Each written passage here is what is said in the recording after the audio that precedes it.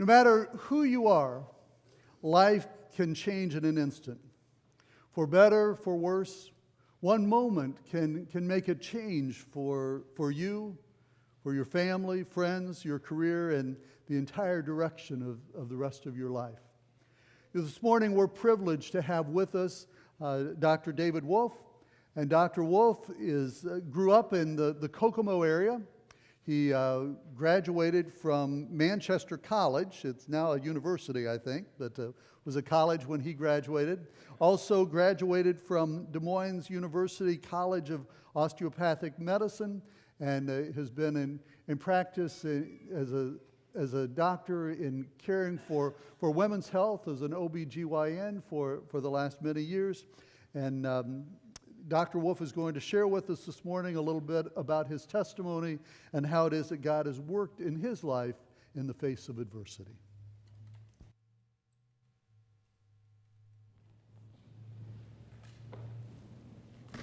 Thank you, Pastor Brian, for the kind introduction. It's a real honor for me to be with you today to talk about a message that God placed in my heart some 16 years ago. It was a message of hope in the face of tragedy. It is my prayer today for all of you that my words will be an inspiration to you as you go through your own difficulties in life. And unfortunately, God never promised that we would not go through difficulties, did he? So what we have planned today is that we're going to show a short video in a few minutes. And I'll talk maybe for about 20 minutes or so about the message that God wanted me to talk to you about today.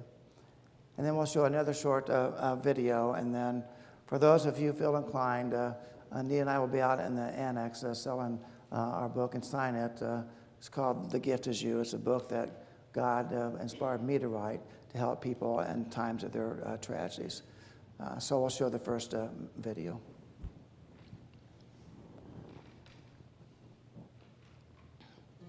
No, that's the wrong one. No, that's the wrong one.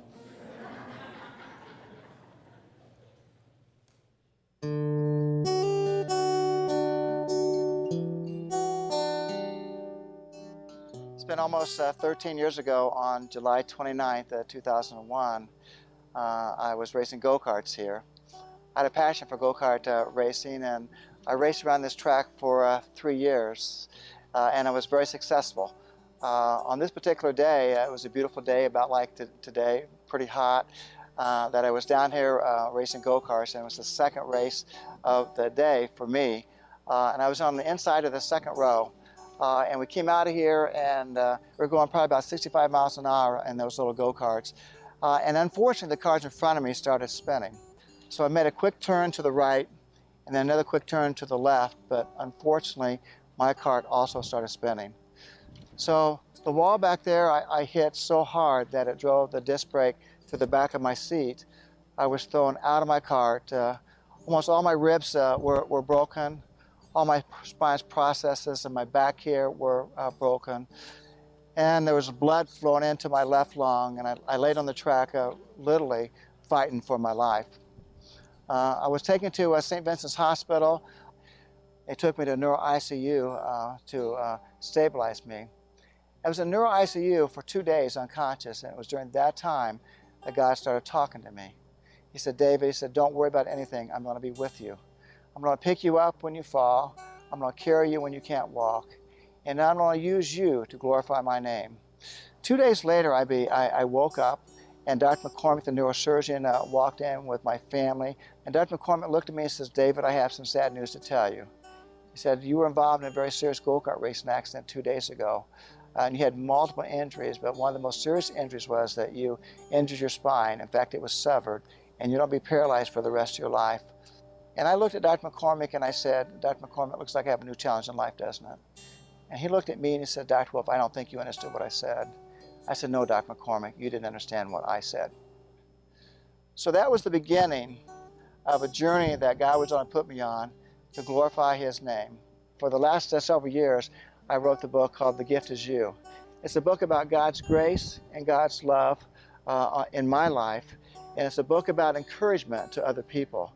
So God used me to help others in the time of their disappointment and tragedy in life, also to encourage them.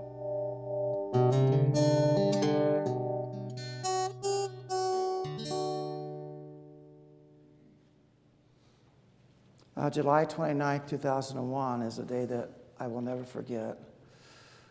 I went from the top of the mountain to the bottom of the valley in a matter of seconds, and I truly was at the top of the mountain. I was one of the most respected OB/GYN physicians in southeastern Michigan.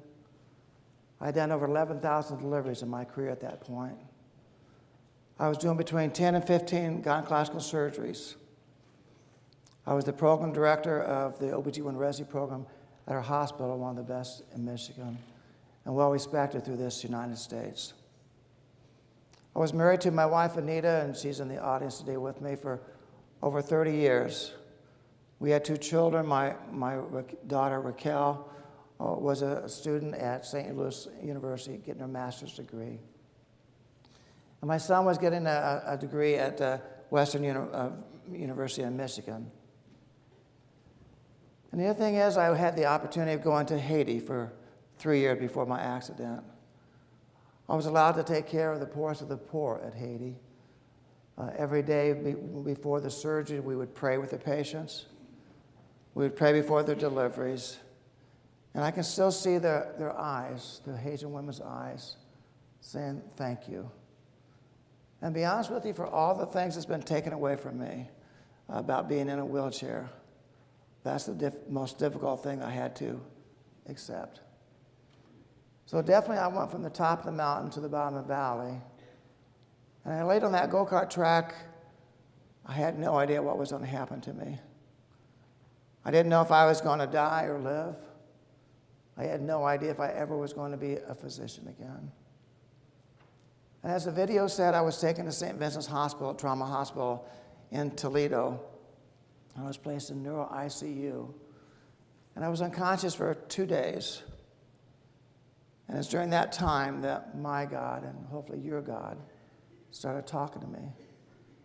He told me that he was going to be with me. He told me that he was going to pick me up when I fell. He was going to carry me when I couldn't walk.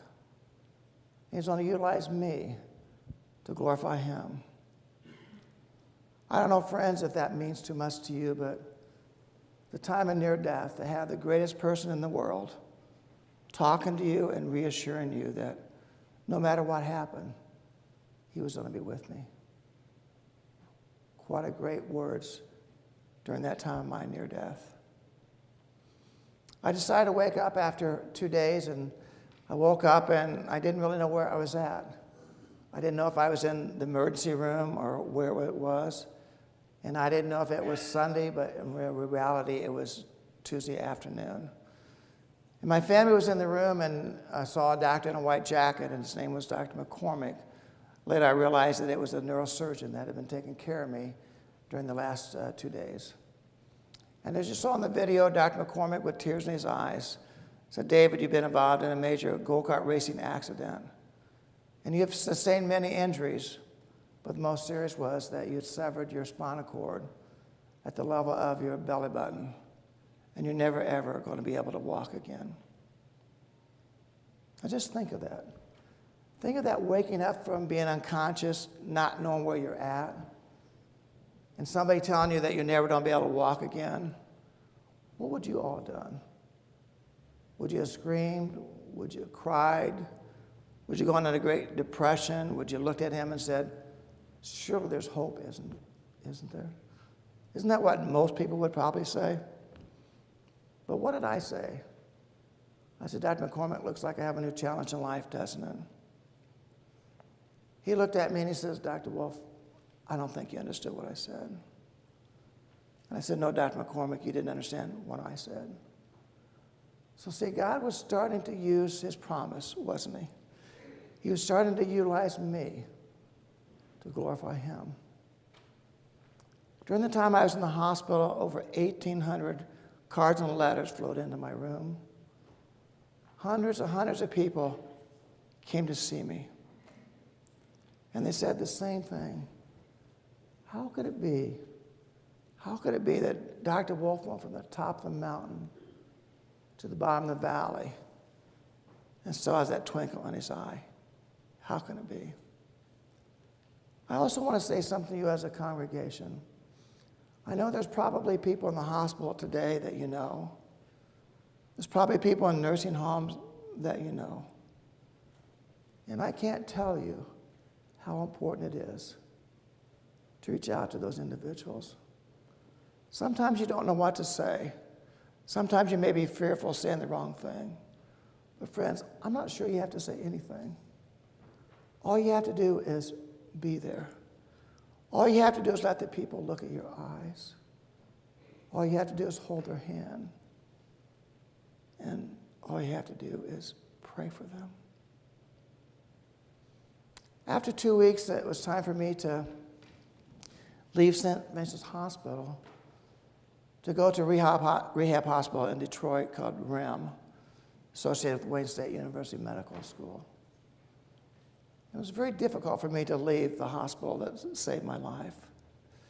I cried a lot and I hugged my doctors and my nurses, but I knew if I was going to get better, I had to go to the rehab hospital. I was placed in the ambulance head first and the ambulance doors closed. We started down I-75, about a 90-minute trip to Detroit. And out the back of the ambulance window, I could see Anita, my wife, in her Jimmy, and I would wave at her and she would wave at me. But to be honest with you, I started becoming really, really frightened and scared. For the first time since my accident, I was by myself. There was no nurses, there was no doctors. I couldn't hold onto my wife's hand. It was just me. And I was scared. But what do you think God was trying to teach me? He was trying to tell me that, David, this road we're going down is not between other people. It's between you and I. I promised I was going to be with you. I promised I was going to carry you. So you need to reach out to me. You need to reach out for my hand. And if you do, you won't be afraid. We pulled in REM and we was in the lobby. And the 4th floor elevator button was pushed. That's the floor for the spinal cord unit that I was going to be going to. And to be honest with you, I was praying that I would be different. I didn't want to look like people in a wheelchair. I didn't want to look disabled. So the elevator door opened and, oh my God, everybody I saw was in a wheelchair. And I knew tomorrow I was going to be in that wheelchair also. I was taken down to my room and placed in my bed, and a few minutes later my rehab team came down, Dr. Niesoff, my physician, Diane, my occupational therapist, and Gabby, my physical therapist. And they went over the game plan for the next several weeks in the hospital. And then they turned to me and said, David, what's your goal for the next few weeks? And I says, I have 2 goals. One is I want to do everything in my power to get back to being a physician. All my life, I want to be a doctor, and I want to work really, really hard to get back seeing my patients again. So, okay, what's the next goal? I said, well, the next goal is a little bit corny, but I said I'm a Notre Dame fan. And we always go to the Notre Dame-Purdue football games. And we got tickets for this year. And I want to go to that game. And they said, well, when is it? I said, 4 weeks from today. And yeah, he said the same thing. Their eyes didn't say anything, but they were trying to tell me this man has a lot to learn about how long it's going to take to recover from this serious accident. So they turned and got ready to walk out of the room, and I said, oh, by the way, I got one more thing I want to ask you. I said, what's that? I said, is it possible that you could call me Dr. Wolf? That's all I have left. My dignity is going away. I can't move my legs. I have no idea how long I'm going to be a physician, but could you at least try to maintain my identity for as long as possible? And they said, no problem, Dr. Wolf. A few hours later, Anita left, and I fell asleep. And I woke up the next morning really early, and out of the corner of my eye, I saw something. I shook my head a few times and wasn't quite sure what it was. Then I realized it was a wheelchair. And to be honest with you, I didn't know who the wheelchair was for initially. I thought it was for somebody else.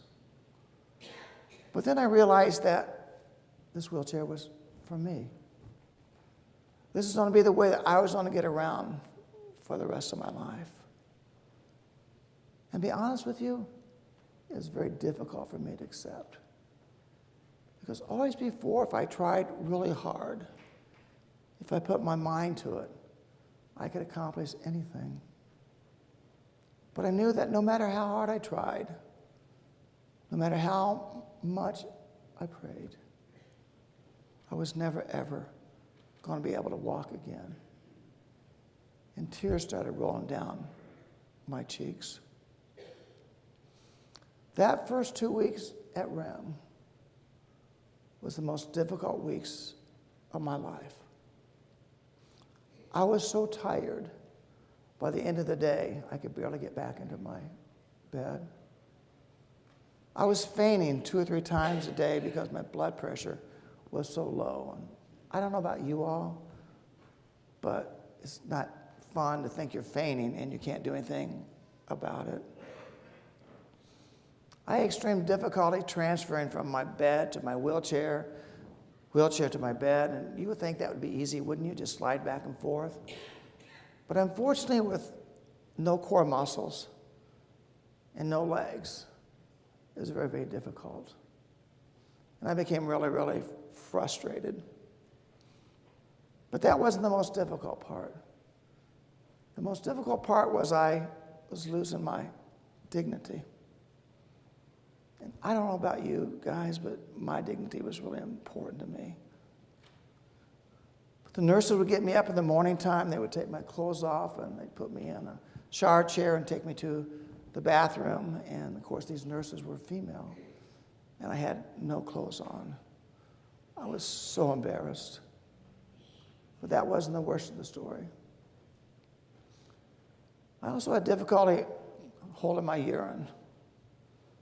I would occasionally look down and my pants would be wet. It was one thing for that to happen in my room. It was another thing to happen in front of friends and visitors, and especially when I was at therapy. How embarrassing that was. But that wasn't the end of the story either. I also had difficulty controlling my bowel movements. I would have bowel movements in my bed and my room. But again, can you imagine how it would feel to have a bowel movement in front of people that you didn't know? And to be honest with you, I was ready to give up. I didn't want to go on living any longer. And one night I yelled out to God, God, why is this happening to me for? You promised me that you're going to be with me. You promised me that you're going to hold my hand. You promised me you're going to carry me.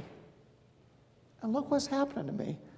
I'm falling apart, and you're nowhere to be found. I cried myself to sleep that night, and I prayed myself to sleep. And the next morning, I woke up, and as you might think, things were different. I wasn't quite as tired. I wasn't fainting as much. My transfers were easier. My dignity wasn't quite as being infringed upon. And why was this happening now for? It was happening, friends, because God does listen to our prayers, doesn't he? God wanted me to reach out to him. God wanted me to reach out to hold his hand. And he's trying to remind me one more time, David, you can't do this by yourself.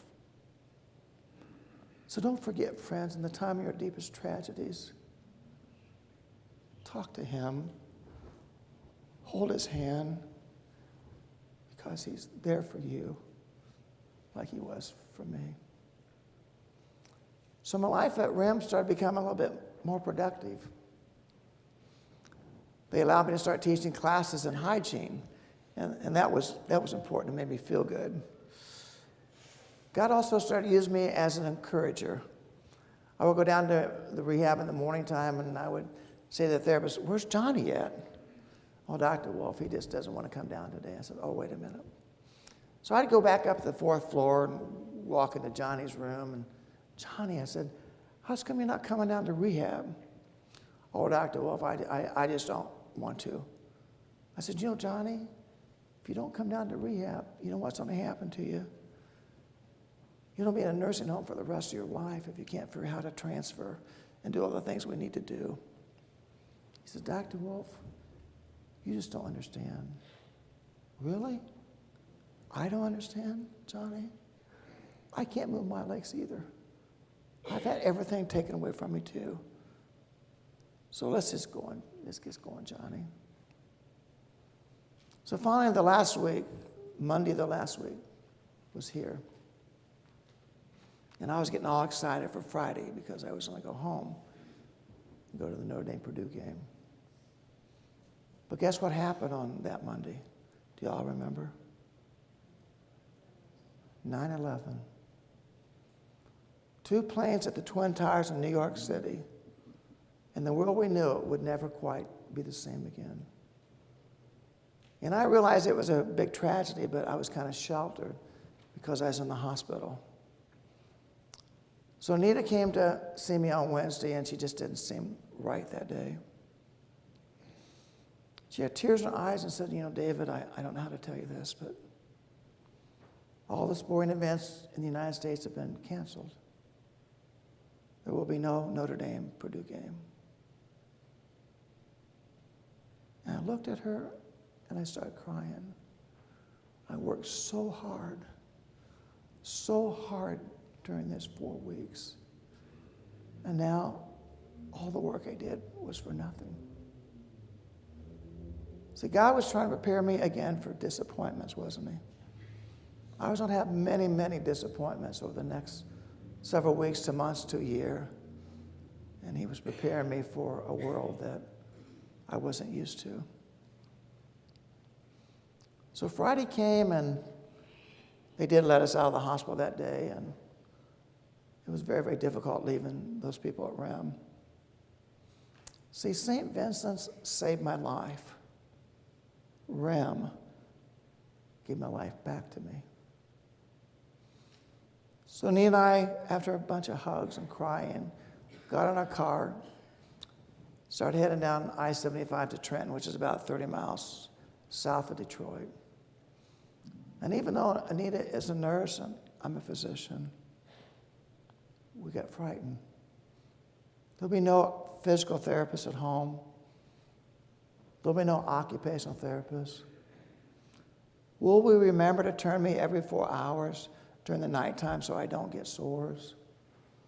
Or we don't remember how to get me back in my wheelchair if I fall out? Anita and I didn't know if we'd don't be able to do it, and we were alone. Went to bed early that night and got up early the next morning because Anita had to go to work for the first time as a nurse. She helped me get my clothes on, and as she's walking out the door, she had tears in her eyes, and I did too, because she didn't want to leave me, and I didn't want her to leave me either. And as she pulled away, I looked out the window and saw her Jimmy going down the street.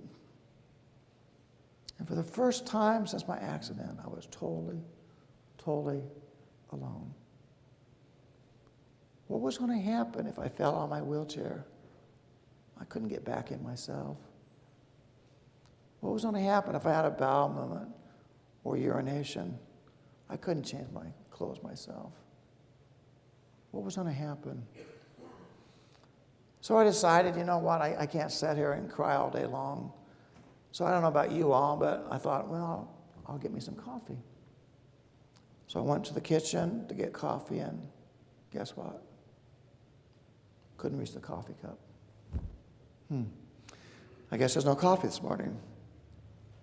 Okay, so I like reading newspaper in the mornings. I don't know about you all, but I like reading newspaper in the mornings. So went out, opened the front door, and to get the newspaper off the porch, and guess what? It's on the sidewalk. Gosh, what am I going to do? So to be honest with you, I turned to God. I started praying for hours at a time to the man I loved and the person who loved me. And I also started listening to gospel music. There was a group out there called Selah, and they had the #1 record in the country back in those days called Press On. And I started listening to that music 10 to 15 times a day. And I also started preparing a talk. The pastor at our church wanted me to give a talk on the first Sunday in Advent. And so I started preparing that. So to be honest with you, friends, those days became treasures for me. Just think of it. Having time to pray with Jesus for hours at a time, listening to Press On, and preparing a talk was just unbelievable for my hectic life as a physician. About 2 weeks before my talk, Pastor Armstead came to see me, the pastor at our church, wanted to know how I was doing and how my talk was coming. And I said, good. He said, oh, by the way, David, what are you going to call your talk? I said, well, there's this group out there called Selah, and they had the #1 record in the country called Press On, and I'm going to call my talk Press On. Pastor Armstead looked at me, and he had tears in his eyes and said, David, do you know who Press On Selah's parents are? No, I have no idea. They're missionaries to our church. And guess what? They're going to be in church on Sunday, and I'll introduce you to them. Jim and Nancy Smith. So after the church service on Sunday, I was introduced to Pastor Smith, and we talked a little bit about my accident and how important Press On was, and my talk that I was going to be giving. And then I can't really believe what I did, but I said, Pastor Smith, do you think it's possible that Selah could be with me that day to sing It Is Well With My Soul and Press On? Literally, he almost fell down. He says, Dr. Wolf, you know that they got the #1 record in the country. They've been really booked because of 9/11, and there is no way they're going to be able to be here with you. But I'll tell them about your talk, and I'm sure they'll send a letter of inspiration for you. About 2 days later, Pastor Armstead called me, and he said, David, are you sitting down? And I said, I'm always sitting down. I said, I'm sorry. But he said, you won't believe it, but I just got off the phone with Pastor Smith. And guess what? Selah is going to be with you that day. I had tears in my eyes because I realized that God's promise was true, wasn't it? He was going to utilize me to glorify him. That first Sunday in Advent in Trenton, Michigan was beautiful. The weather outside was. The church was packed. I initially thought maybe it's because of me, but maybe it's because of Selah. And they sang It As Well With My Soul, and then I started talking on Press On. And you could have heard a pin drop in that congregation just like today. God placed some special words on my heart to touch those people in the audience. It's a time that I will never, ever forget. And friends, I can tell you that there's been hundreds of these stories since my accident. And many of them are in the book, The Gift Is You. Because God realizes that we all have difficulties. He's told this story before, hasn't he? Think of Job in the Bible. Job had everything taken away from him. Everything. But he never gave up on his God, did he? God gave him all the grace that he needed to get through that tragedy. And think of Paul, one of the greatest Christians of all time, the person that God anointed to tell the Gentiles about the Christian religion and Jesus Christ. But look at his life. He was beaten, he was stoned, he was in prison, and then in Rome, he was beheaded. But Paul never one time, not one time, ever gave up on Jesus Christ. And God gave him all the grace that he needed to make it through his tragedy. So friends, I'm sure that there's people in this room today that are going through difficulties. Some of you may be going through a divorce. Some of you may be having financial problems. Some of you may have children that are sick or on drugs. And God is there for you also. He doesn't give grace just to Paul and Job and me. He doesn't just give me the twinkle in my eye. His hand is out there for you also. So if there's anybody in this room today that's not a Christian, there's a reason that you're here. God is calling you. God is calling you to accept him. God is calling you so you can ask him to forgive you of your sins. Because if you do, he'll give you all the grace that you need to make it through any tragedy that you're going to face in this world. And if that's not enough, he'll give you the greatest gift of all time, and that's eternal life. So don't miss the opportunity. There may not be a tomorrow. And if you are a Christian, get down on your knees and thank God for being with you. Pray a little bit more. Talk to him a little bit more, because he loves you.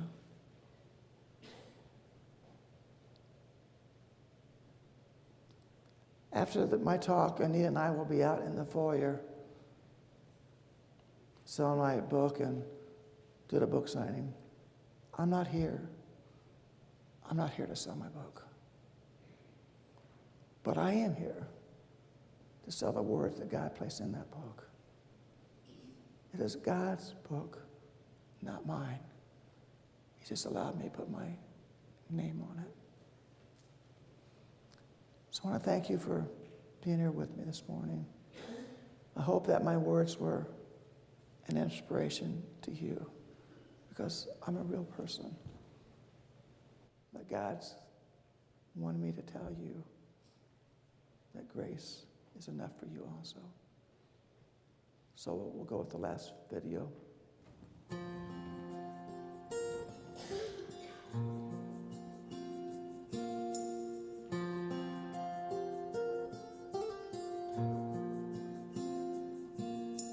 When the valley is deep, when the mountain is steep, when the body is weary, when we stumble and fall, when the choices are hard, when we're battered